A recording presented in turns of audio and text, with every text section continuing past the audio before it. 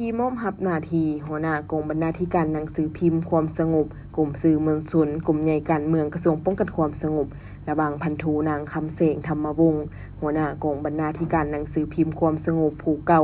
และพันธุนางวิคูลพรหมจักรหัวหน้ากองบรรณาธิการหนังสือพิมพ์ความสงบผู้ใหม่ได้จัดขึ้นในวันที่20ตุลาคม2025โดยการเข้าร่วมของพันเอกพลพิรุณปัญญาศิริหัวหน้ากลุ่มสื่อมวลชนป้องกันความสงบมีคณะพรรคคณะกลุ่มพร้อมด้วยหัวหน้าแผนกกองตำรวจฮอดนายและพลตำรวจภายในกองบรรณาธิการหนังสือพิมพ์ความสงบเข้าร่วม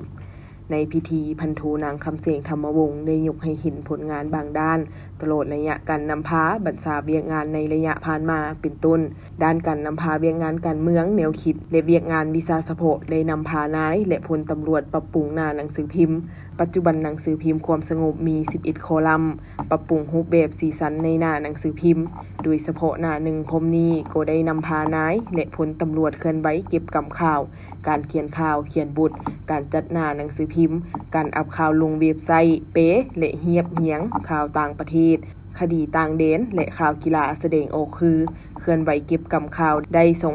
2,389 ครั้งเขียนข่าวได้ 2,387 ข่าวเขียนบทได้ 1,078 บทสัมภาษณ์186ครั้งรับข่าวต่างแข็งและกวดแก้ข่าว 2,632 ข่าวกวดบทกวดข่าวได้ 4,982 บทข่าวอัปลงข่าวเว็บไซต์กระทรวง 2,442 ครั้งร่วมกับสมาชิกภายในกองประจำการกวดแก้หน้าหนังสือพิมพ์96ครั้งในพิธียังได้ผ่านบทสรุปการเคลื่อนไหวนำพาของพรรคประจำเดือนตุลาและทิศทางแผนการประจำเดือนพฤศจิกายน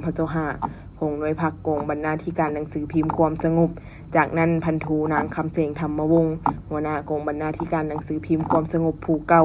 และพันธุนางวิคูลพรหมจักรหัวหน้ากองบรรณาธิการหนังสือพิมพ์ความสงบผู้ใหม่ก็ได้เซ็นบทบันทึกมอบรับหน้าที่อย่างเป็นทางการโดยทรงหน้าพันเอกพลพิรุณปัญญาศิริหัวหน้ากลุ่มสื่อมวลชนป้องกันความสงบพร้อมด้วยบรรดาผู้เข้าร่วม